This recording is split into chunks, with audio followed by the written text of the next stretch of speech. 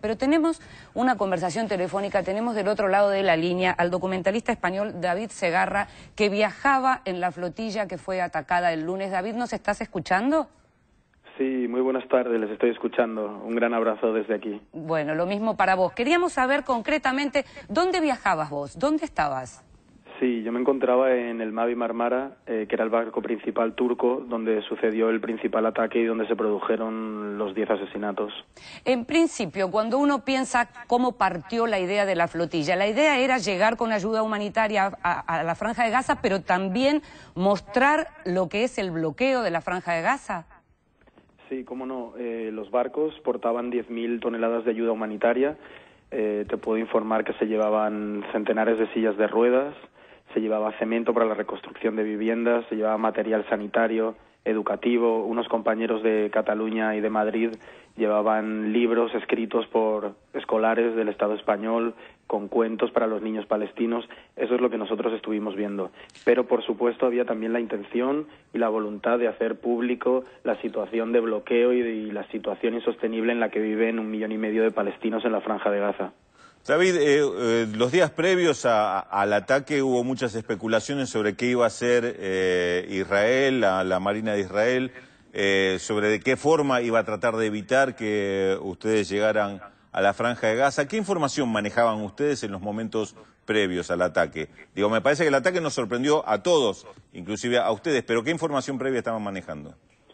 Sí, se manejaban diversos escenarios y existía obviamente la posibilidad de un abordaje por parte de la Armada israelí, pero nadie, absolutamente nadie, se podía esperar el uso masivo e indiscriminado de fuerza militar con munición real disparada contra personas que estaban desarmadas, contra activistas y contra periodistas.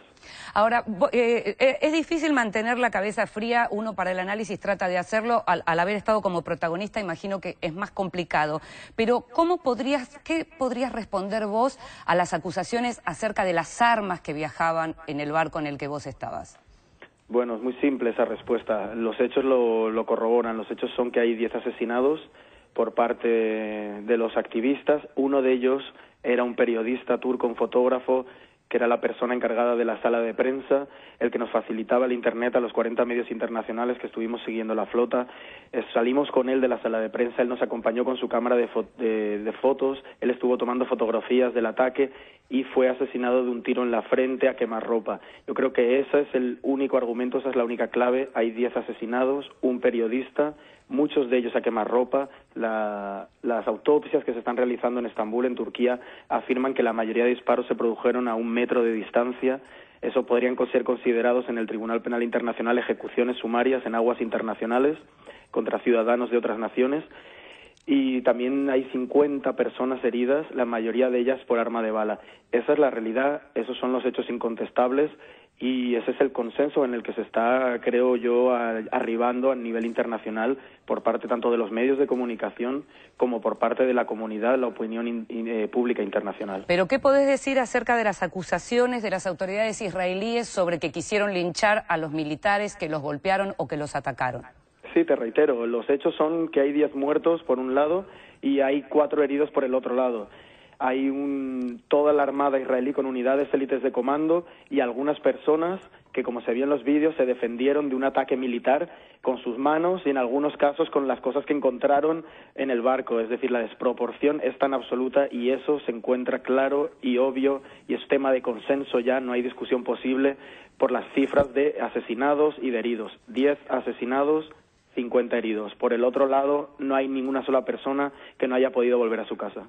David, ¿cómo fue la situación posterior al abordaje, una vez que ustedes fueron detenidos y tomados prisioneros por las fuerzas israelíes? ¿Qué hechos se sucedieron a partir de ese momento que te parezca que en este momento merezcan describirse o refrescarse? Sí, es fundamental explicar que nosotros ya al final del ataque, cuando la situación a nivel de seguridad insostenible, habíamos visto cómo caían compañeros periodistas disparados, gente con herida con granadas en las piernas, pasaban decenas de heridos de bala. En ese momento, ya al final del ataque, nos refugiamos en la sala de prensa.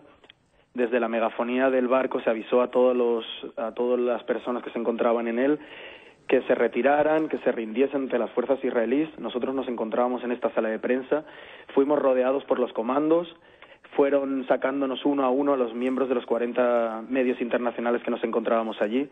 Se nos apuntó con las armas automáticas, con mirilla láser, uno a uno. Cada uno de nosotros teníamos un puntero láser en nuestro pecho o en nuestra frente. Así nos sacaron, enmascarados, encapuchados.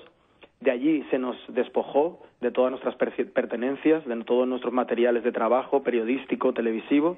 Nunca más volvimos a verlo, hay que destacar eso. Hubo un intento absolutamente criminal de silenciar y de censurar a la prensa internacional. Todas las cámaras de televisión, todas las cámaras de fotografía, todo el material periodístico ha sido destruido o ha sido requisado por las fuerzas de seguridad israelíes.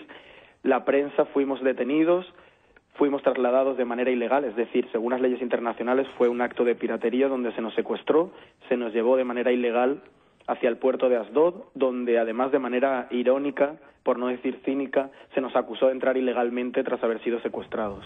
David, te voy a hacer una pregunta que tiene que ver con lo material. ¿Qué pasó con la ayuda humanitaria que iba en los barcos donde iban ustedes?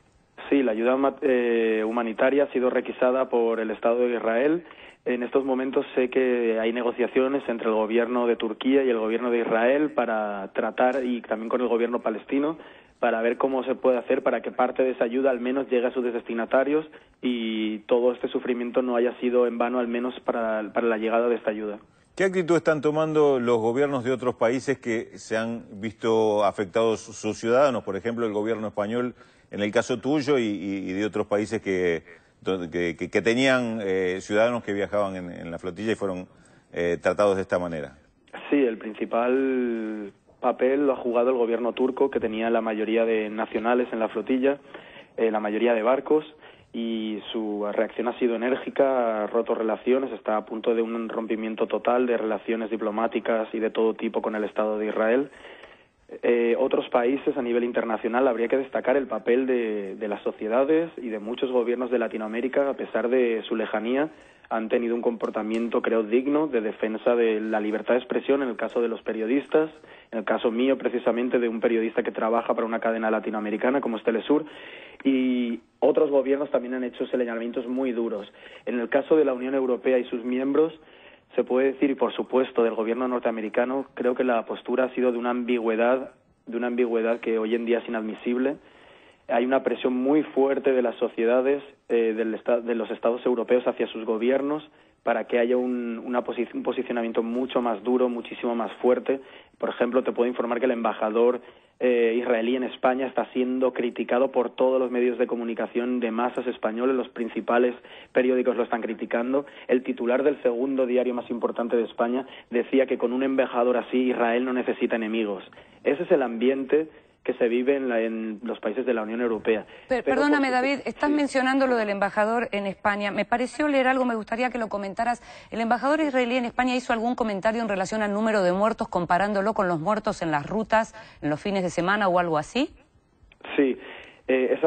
Precisamente esas declaraciones son las que le han granjeado el desprecio absoluto de la opinión pública en el Estado español e incluso de la mayoría de medios, incluyendo en ellos muchos conservadores con una habitual actitud pro-israelí, pero digamos que esta situación ha sido la gota que desborda el vaso. Ha sido, yo creo, un insulto y una afrenta hacia 50 naciones que se encontraban en ese barco, ha sido una afrenta a la Unión Europea, ha sido una afrenta a la OTAN, una afrenta porque Turquía es un miembro de la OTAN mientras Israel no lo es. Yo creo que en este caso, con un análisis un poco más global, se podría decir que el gobierno israelí, especialmente su ejército, han perdido un poco el sentido de la realidad y han pensado que esa impunidad de la que han gozado durante tanto tiempo les iba a permitir dar un escarmiento a este grupo de ONGs, de pacifistas y este grupo de activistas e incluso de prensa internacional que querían conocer de primera mano la realidad palestina, la realidad de Gaza y tratar de romper el bloqueo. Por último, ¿pensás que es un antes y un después en relación a lo que tiene que ver con el bloqueo en Gaza? Yo pienso que sí, que hay un antes y un después, y quisiera destacar que lo fundamental ha sido, para que esto no quedara en la impunidad, tal como quedó la guerra de Gaza o la guerra del Líbano, yo creo que el papel precisamente de los nuevos medios independientes, de las nuevas tecnologías, ha sido clave la presencia de Telesur, de Al Jazeera, de medios internacionales de todo el mundo y sobre todo teniendo en cuenta que el barco tiene una emisión vía satélite que la guerra electrónica israelí nunca pudo tumbar hasta el final, estuvo cubriendo y emitiendo vía satélite el ataque en directo. Yo creo que eso es lo que ha impedido que se manipulara la historia y que la narrativa oficial del gobierno y del ejército israelí pudiera ser comprada por nadie. Creo que ha sido el mayor fracaso comunicativo de relaciones públicas y además a nivel diplomático también del Estado israelí en décadas. Muchísimas gracias por esta comunicación, David Segarra, desde Visión 7 Internacional. Te agradecemos y estaremos en contacto en otra oportunidad. Gracias. No, muchísimas gracias a vosotros y un abrazo a toda Argentina. Lo mismo.